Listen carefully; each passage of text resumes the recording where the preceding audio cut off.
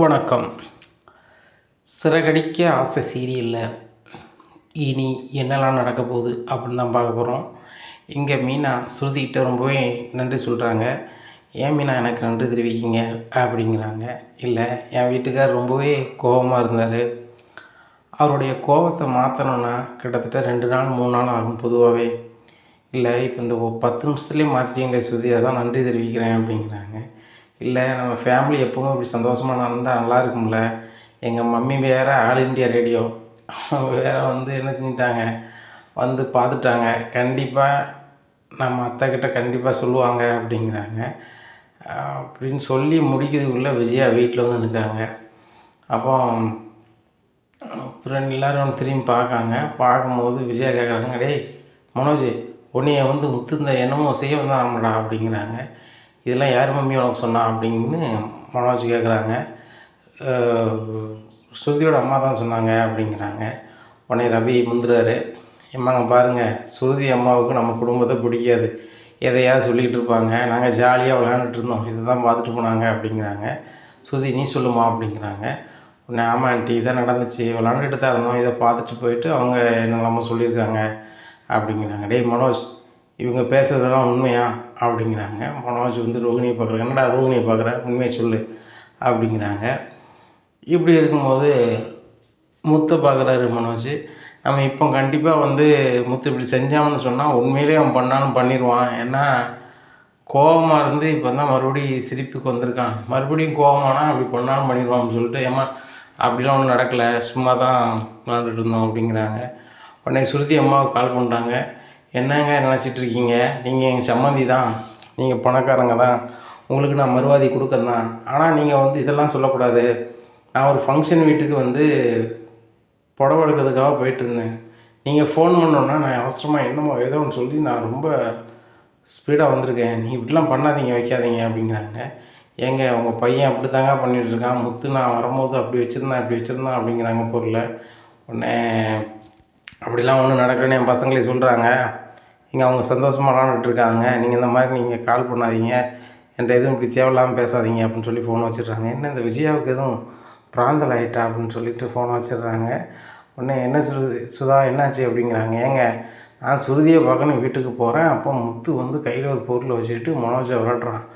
நான் கொஞ்சம் சவுண்ட் விடலைன்னா என்னமோ பண்ணியிருப்பான் தான் அப்படிங்கும்போது வாசுதேவன் சொல்கிறாங்க, நீ ஏன் சவுண்ட் விடுத, நம்ம மாப்பிள்ளைக்கு ஒன்றும் இல்லைல்ல, அவங்களுக்குள்ளே மேலும் வரட்டுன்னு சொல்லி அமைதியாக நிற்க வேண்டியதானே, உனக்கு என்ன இந்த பதட்டம் அப்படிங்கிறாங்க. இல்லைங்க, எனக்கு திடீர்னு ஒரு மாதிரி ஆகிப்போச்சு, அதை நான் விஜயாட்ட சொன்னால் விஜயா ஒன்றுமே நடக்கலை, அங்கே விளாண்டுக்கிட்டு இருக்காங்க அப்படின்னு சொல்கிறாப்புல அப்படிங்கிறாங்க. அந்த முத்துக்கும் அந்த விஜயாவுக்கும் ஆகாத, அந்த முத்து பண்ணவனும் கோவப்படலை அப்படிங்கிறாங்க. கோவப்பட்டு ஒரு இடத்துலேருந்து அங்கே போனோன்னு சொல்கிறாங்க. ஆனால் அங்கே போய் பார்த்தா அவங்க எல்லோரும் விளாண்டுட்டு இருக்காங்களா அப்படிங்கிறாங்க.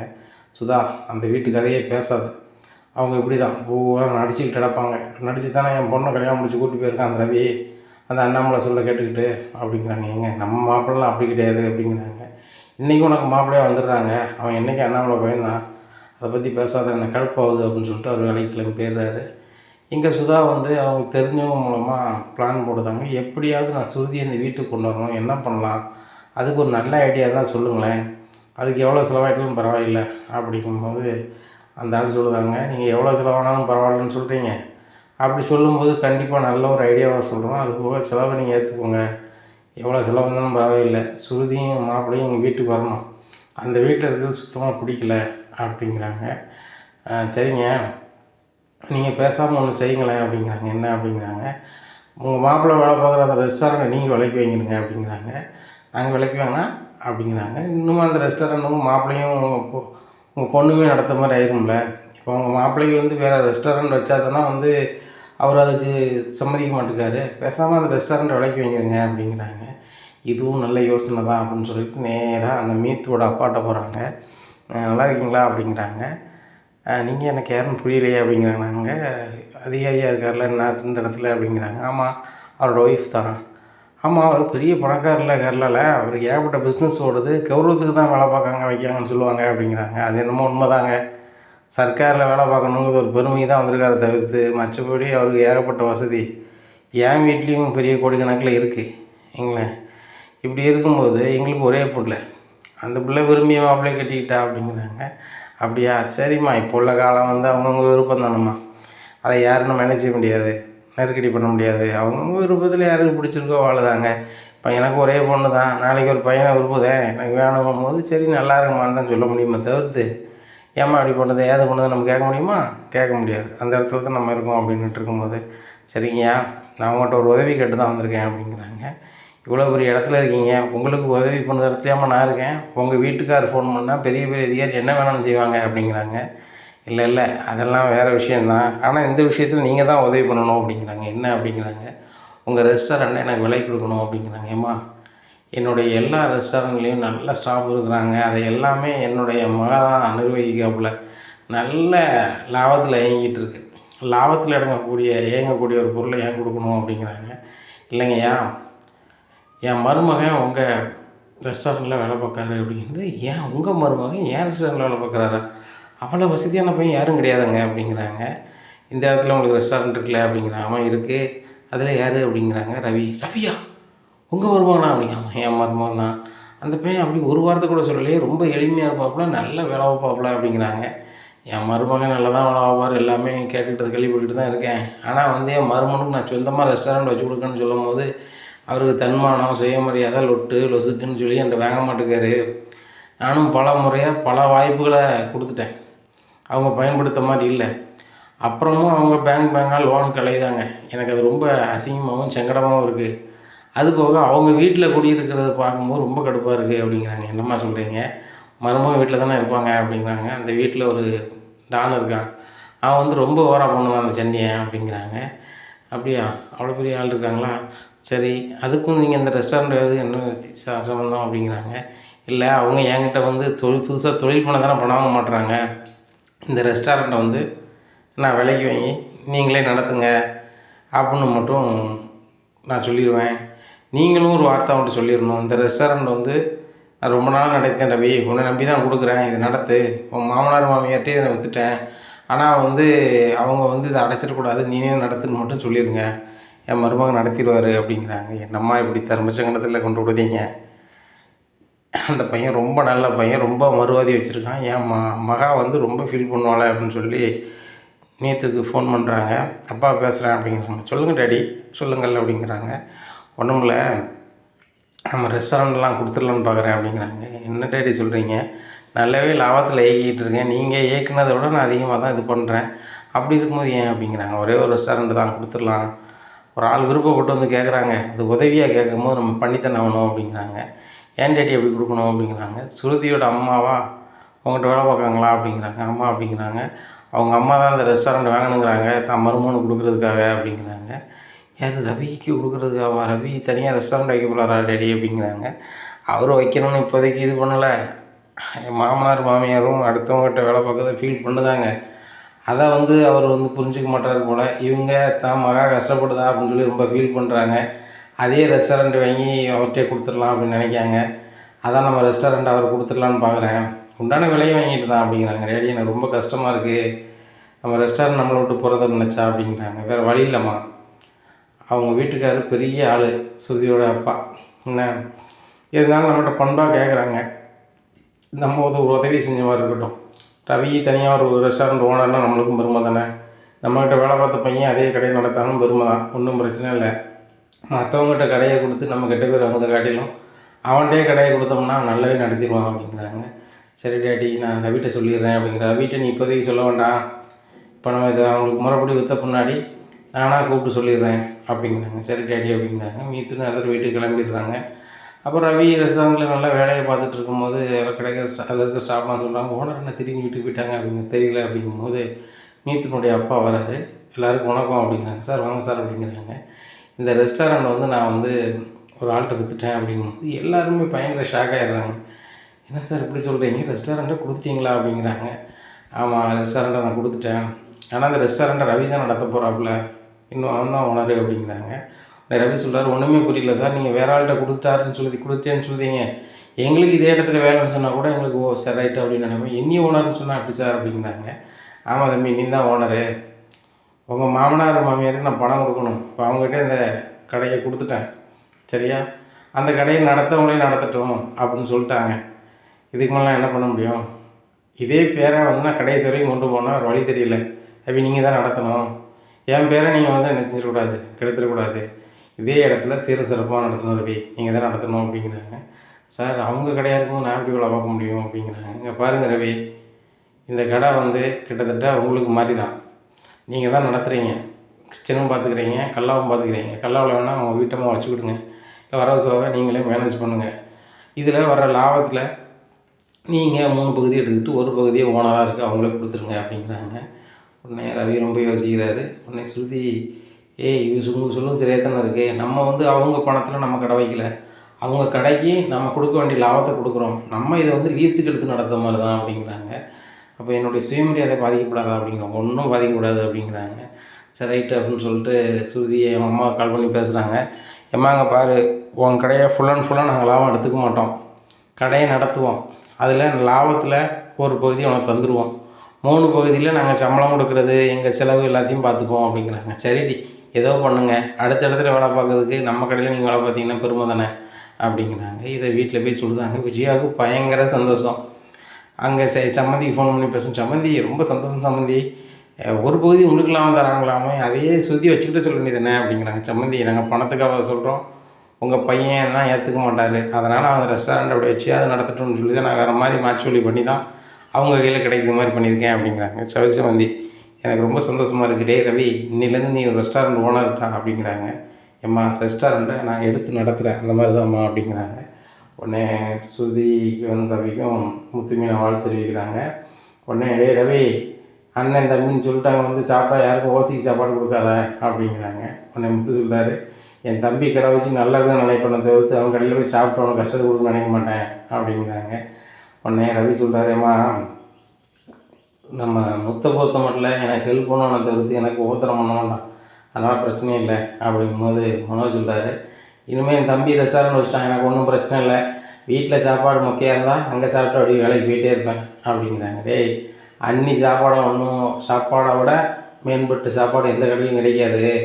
அன்னி வந்து மீனண்ணி வந்து ஆரோக்கியமாக சுவையாக ருசியாக யாரும் அவங்கள மாதிரி தர முடியாது. நான் எத்தனை முறையாக சமைச்சு பார்த்துட்டு அன்னி மாதிரி சமைக்க முடியல, அது தெரிஞ்சுக்க ஃபஸ்ட்டு. அன்னி சாப்பாடு தான் பெஸ்ட்டுடா, அது புரிஞ்சுக்க அப்படிங்கிறாங்க.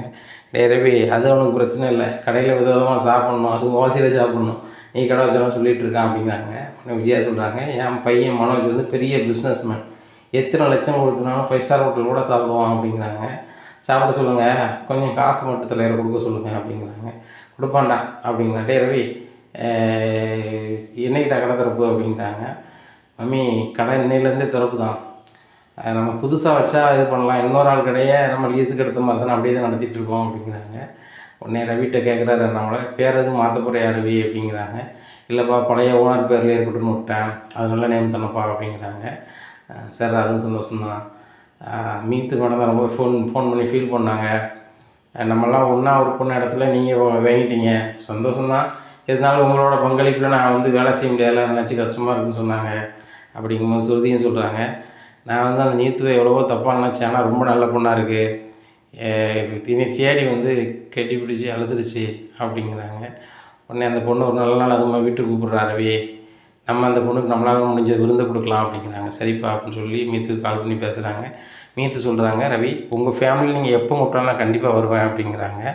மறுநாளே மீத்துவை கூப்பிட்றாங்க, சாப்பாடெல்லாம் கொடுக்குறாங்க. சாப்பிட்டுட்டு ரொம்ப செமையாக இருக்குது மீனா, நீங்கள் பேசாமல் ஒரு ரெஸ்டாரண்ட் ஆரம்பித்தானே அப்படிங்கிறாங்க. உடனே மீனா நானா அப்படிங்கிறேன். ஆமாம் மீனா, ரொம்ப அழகாக சமைக்கிறீங்க, இவ்வளோ அருமையான நீங்கள் வந்து கடையில் சமைச்சிங்க அப்படின்னா ஒரு கஸ்டமர் நம்மளை விட்டு போக மாட்டாங்க, சாப்பிட்டவங்க எப்படின்னாலும் 10 பேர்கிட்ட உங்கள் கைவண்ணத்தை சொல்லுவாங்க அப்படி இப்படிங்கும்போது விஜயா சொல்கிறாங்க, ஏம்மா இதெல்லாம் ஒரு சாப்பாடாம்மா, சாதாரண சாப்பாடு அப்படிங்கிறாங்க. விஜயாட்ட அண்ணாமலை சொல்கிறாங்க, விஜயா சாப்பிட்ட சாப்பாடு நன்றியாக இருக்கணும், மீனா மாதிரி இப்போ உள்ள பொண்ணுங்க சமைப்பாங்களான்னு கேட்டால் அதுக்கு ஆச்சரியக்குறி தான். எங்கள் அம்மா சின்ன வயசில் எனக்கு சமைச்சிருந்த நினைப்போம், அதே சாப்பாடு நான் சாப்பிட்டுட்ருக்கேன், இயற்கையை மாறாமல் பாரம்பரிய முறையில் சமைச்சு தருது, அந்த சாப்பாடை மக்களுக்கு கொடுத்தா கண்டிப்பாக அதை திரும்பி வருவாங்கன்னு அந்த பொண்ணு சொல்லுது, ஹோட்டலுக்கார பொண்ணு அப்படிங்கிறாங்க. அங்கிள் என்னால் அவங்களுக்கு வார்த்தை முதல் வேண்டாம் அப்படிங்கிறாங்க. அது இல்லைம்மா, அதை சொல்லலை, இந்த விஜயா வந்து அந்த மீனா எதை செஞ்சாலும் சரியில்லை, அது இல்லை இது இல்லைன்னு சொல்லுவாள், அதில் ஒன்றா இருக்குது அப்படிங்கிறாங்க. சரி அங்கிள் நான் கிளம்புறேன், போய்ட்டு வரேன்னு சொல்லிட்டு கிளம்பிடுறாங்க. உடனே ரவி கேட்குறாங்க, ஏம்மா நம்ம வீட்டுக்கு ஒரு விருந்தாள் வந்தால் கூட அண்ணி நீங்கள் ஏதாவது தான் பேசுவீங்களாம்மா, ஏம்மா நீங்கள் அப்படின்னு சொல்லிட்டு கடுப்பில் போயிடுறாங்க. எல்லாம் நீ தாண்டி இந்த ரவியும் ஸ்ருதியும் உன் சைடில் திருப்பி வச்சுருக்க அப்படிங்கிறாங்க. அவங்க அந்த சைடு தானே வந்தாங்க, மீனாங்க திருப்பி வச்சா அப்படிங்கிறாங்க முத்து. அதான்டா நீ கொடுக்குற நக்கல் தாண்டா அவள் திமுறில் பேசிகிட்டு இருக்கா அப்படின்னு சொல்லிட்டு பேசுகிறாங்க. ஆண்டி அந்த நீத்து தான் வந்து அவங்க பழைய ஓனரு, அவங்கள இந்த வீட்டுக்கு கூப்பிட்டு வந்தால் நல்லாவா இருக்கும், ஸ்ருதியோட அம்மா தப்பாக நினைக்க மாட்டாங்க, ஏற்கனவே ஸ்ருதிக்கும் அவங்களுக்கு ஆகாது, இப்போ சரியாயிட்டாலும் கூட அவங்க அம்மா ஒரு மாதிரி நினைப்பாங்கல்ல, நாளைக்கு இதை வச்சுக்கிட்டு ரெஸ்டாரண்ட்டை என்கிட்ட தந்துருக்குன்னு சொன்னால் என்ன பண்ணுறது அப்படிங்கிறாங்க. ஆமாம் என்ன இனிமேல் இந்த மீத்தும் ரவியும் பேசுகிற அளவுக்கு பார்த்துக்கணும், அதுக்கு நான் ஒரு வழி பண்ணுறேன் அப்படிங்கிறாங்க. சரி ஆண்டி, இந்த மீனாவையும் முத்து கூடயும் பேசக்கூடாதுன்னு பாருங்கள் ஆண்டி, ஏதாவது பண்ணுங்க ஆண்டி. என்ன கேட்டால் அந்த முத்து மீனாவை பேசிட்டாங்க அப்படின்னு சொன்னால் அவங்க சொல்ல தான் கட்டிட்டு அந்த ரவியும் ஸ்ருதியும் ஆடுவாங்க. ஒரு சின்ன எடுத்துக்காட்டுக்கு நீங்கள் வந்து கடையில் வந்து சாப்பாடு கொண்டு வாங்க அப்படின்னு சொன்னால் அந்த மீனை நாசம் வச்சுட்டேன் கொண்டு வர வேண்டாம் ரவி அப்படின்னா கொண்டு வர மாட்டாப்புல அப்படிங்கிறாங்க. அது எப்படி ரவி ரெஸ்டாரண்ட் ஆரம்பிச்சிட்டான், இனிமேல் நான் ரெஸ்டாரண்ட்டில் தான் சாப்பிடுவேன், வீட்டிலலாம் சாப்பிட மாட்டேன். இவ தான் சமைக்கன்னு பெரிய பீத்திட்டு இருக்கா, என் பையன் அதோட சூப்பராக சமைப்பான், டே ரவி ஹோட்டல்லேருந்து கொண்டு வரானா கொண்டு வர போகிறான் அப்படின்னு சொல்லிட்டு ஜாலியாக போகிறாங்க. அப்போ பார்வதிக்கு ஃபோன் பண்ணி, பார்வதி இன்னும் வந்து நம்ம எங்கேயாவது வெளில போனால் ஏதாவது ஒரு ரெஸ்டாரண்ட்டில் பணம் கொடுத்து சாப்பிடலாம் தேவையில்லை அப்படிங்கிறாங்க. ஏன் பட்னியாக இருக்க போறியா, விரதம் இருக்க போறியா அப்படிங்கிறாங்க. என் பையன் தான் ரெஸ்டாரண்ட் வச்சுட்டானே அப்படிங்கிறாங்க. அதான் சொன்னேன், நீ உன் பையன் ரெஸ்டாரண்ட் வச்சா அங்கே பணம் கொடுக்காமல் சாப்பிட்டா உன்னையே மாதிரி கொஞ்சம் சொந்தக்காரங்க எல்லாம் சாப்பிட்டா அவன் பையன் என்னத்துக்கு ஆவான் அப்படிங்கிறாங்க. அதெல்லாம் ஒன்றும் இல்லை, நான் என்ன 2 தோசை சாப்பிடணும் அப்படிங்கிறாங்க. நீ ஒரே நேரத்தில் 5 தோசை சாப்பிடுவியா அப்படிங்கிறாங்க. சரி சரி சரி விடு, இனிமேல் நம்ம துணிமணி எடுக்க போனோம்னா அங்கே போய் சாப்பிட்டுக்கலாம் அப்படின்னு சொல்லிட்டு ஃபோனை வச்சிடுறாங்க. விஜயாவுக்கு ரொம்ப தான் பீத்து அப்படின்னு சொல்லி மனசில் நினச்சிக்கிறாங்க. ஒரு பையன் பெரிய ரெஸ்டாரண்ட் வச்சுருக்கான்னு சொல்லிகிட்டு இருந்தா, இன்னொரு பையன் பெரிய ஃபர்னிச்சர் கடை வச்சுருக்கான்னு சொல்லிகிட்டு இருக்கான். சரி நல்லா இருந்தால் சரி தான் அப்படின்னு சொல்லிட்டு மனசில் நினச்சிட்டு இருக்காங்க. அப்போ முத்துக்கு ஃபோன் பண்ணுறாங்க. டே முத்து அப்படிங்கிறாங்க பார்வதியத்தை. சொல்லுங்கத்த அப்படிங்கிறாங்க. ரொம்ப சந்தோஷமாக இருக்குது, உன் தம்பி நல்லா முன்னேறிட்டு வரான், உங்கள் அண்ணனும் ஒரு ஃபர்னிச்சர் கடை வச்சுருக்கான், நீனும் மீனாவை எப்படியா முன்னேறிடுங்கப்பா அப்படிங்கும்போது, கண்டிப்பாக முன்னேறிடுவான், மீனாவை நானும் சுயமாக உழைக்கிறத, அவள் டெக்கரேஷன் வேலை பார்க்குறா, நான் கார் ஓட்ட சொல்லி கொடுக்கேன், அது போக வாடகைக்கும் போகிறேன், எப்படியும் முன்னேறி வந்துடுவேன் அப்படிங்கிறாங்க. நீங்களும் எனக்கு ஒரு பிள்ளை மாதிரி தான், முன்னேறி வாங்க அப்படின்னு சொல்லிட்டு ஃபோனை வைக்கிறாங்க. இங்கே சரி டிரைவிங் ஸ்கூலுக்கு வந்து நம்ம வேலையை பார்ப்போம் அப்படின்னு சொல்லி வேலையை பார்க்குறாங்க. 2-3 கஸ்டமர் வராங்க, அவங்களுக்கு காரெல்லாம் ஓட்டுறாங்க. அப்போ அண்ணாமலை வீட்டுக்கு வராரு. என்னப்பா அப்படிங்கிறாங்கோ. இல்லைடா நாளைக்கு அண்ணாமலை சொல்கிறாரு, நாளைக்கு வந்து பரசுக்கிட்டு கல்யாணம், எல்லோரும் போகணும், அதான் எப்படி போகிறதுன்னு யோசிக்கிறேன், உங்களுக்கு எல்லாருக்கும் பல மாதிரி வேலை வந்துகிட்டே இருக்குது பார்த்துட்ருக்கேன் அப்படிங்கிறப்பா. அதெல்லாம் முன்னாடியே இது பண்ணியாச்சு, மீனா அன்றைக்கி நைட்டு டெக்கரேஷன் வேலைக்கு எல்லாம் பண்ணிடுவா, நானும் கூட போய் பண்ணிடுவோம்ப்பா, காலையில் நான் காரை கொண்டு வந்துட்டு எல்லோரும் வந்துடலாம்ப்பா அப்படிங்கிறாங்க. அதே மாதிரி கல்யாண வீட்டுக்கு எல்லாருமே போகிறாங்க, போய் அங்கே உள்ள வேலைகள் எல்லாத்தையும் பார்க்காங்க. அப்போ சமையல் கட்டில் எப்படி சமையல் நடக்குன்னு பார்க்க போகிறாங்க. அங்கே புரோன்மணி சாம்பார் வழியை தூக்கிட்டு இருக்காரு. அப்போது முத்து அப்படி பார்க்கையில், என்ன முத்து இங்கே நிற்க அப்படின்னு சொல்லி பரசங்கள் கேட்குறாங்க. இல்லை அங்கே நிற்கிறது அப்படின்னு கையை நீட்டுறாங்க. அது வேறு யாரும் இல்லை, பையனோட தாய் மாமா, நான் சொன்னோம்ல அவர் தான், சூப்பர் மனுஷன், எல்லா வேலையும் இழுத்து போட்டு செய்கிறாரு, அவர் வந்து இந்த இடத்துல வந்து அவர் வந்து கறிக்கடை வச்சுருக்காரு, ரொம்ப நல்ல ஆள் கிண்டியில் அப்படிங்கிறாங்க. அப்படியா கிண்டியிலே கறிக்கடை வச்சுருக்காரு அப்படிங்காமா, ரொம்ப தங்கமான மனுஷன் அப்படிங்கிறாரு. நேராக அண்ணாமலை போகிறாங்க. இப்போ கொஞ்சம் வாப்பா அப்படிங்கிறாங்க. என்னடா கல்யாண வீட்டில் வரவேற்பு இடத்துல நின்றுட்டு கூப்பிடுது அப்படிங்கப்பா, நீ வாப்பா முதல்ல அப்படின்னு சொல்லி கூப்பிட்டு சமையல் கட்டுக்கு போகிறாங்க. அங்கே ரோஹினோட ஃப்ராடு மாமாவை பார்த்துட்டு ரொம்பவே ஷாக் ஆகிறாங்க. நம்மளோட என்னடா ரோஹினோட மாமா வந்திருக்காங்க அப்படிங்கிறாங்க. நீ வேறப்பா, அது ரோஹினோட மாமா கிடையாது, அவர் தான் வந்து இந்த பையனோட தாய் மாமாவா, அவர் கிண்டியில் கறிக்கடை வச்சுருக்காராம், இப்போ தான் பரசமாக சொன்னாங்க அப்படிங்கும்போது ரொம்ப ஷாக் ஆகிடுறாங்க. இப்போ என்னாச்சு அப்படிங்கிறாங்க. டேய் முத்து, இதுக்கு நான் பதில் பேசுகிற மாதிரி இல்லை, ரோஹினியும் உங்கள் அம்மாவும் பந்தியில் சாப்பிட்டுட்ருக்காங்க, நீ விஜயா போய் கூப்பிட்டு வா அப்படிங்கிறாங்க. நான் கூப்பிட்டா வரமாட்டாங்களப்பா அப்படிங்கிறாங்க. சரி நான் கூப்பிட்டு வரேன் அப்படின்னு சொல்லிட்டு அண்ணாமலை போய் விஜயா ஹிந்தி அப்படிங்கிறாங்க. எங்கே சாப்பிட்டுட்ருக்கேன், சாம்பார் வழி எடுக்க போயிருக்காங்க அப்படிங்கிறாங்க.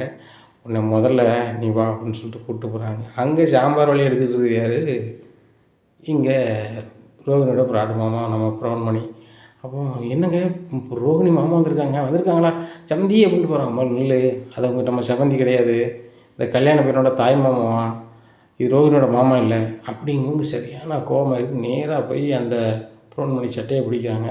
உடனே சமந்தி என்ன அப்படிங்கிறாங்க. ஆஹா இவங்களாம் அப்படின்னு சொல்லிட்டு சமந்தி இதை அசிங்கப்படுத்திடாதீங்க, இது வந்து என் மருமகனோட கல்யாணம், வாங்க தள்ளி போய் பேசிக்கலாம்னு சொல்லி ஓரத்தில் நடந்தது எல்லாத்தையும் சொல்லுதாங்க. இங்கே விஜயா ரொம்ப கோபமாக சுட சுட சாம்பார் வாளி எடுத்துகிட்டு ரோகிணியை பார்த்து போகிறாங்க.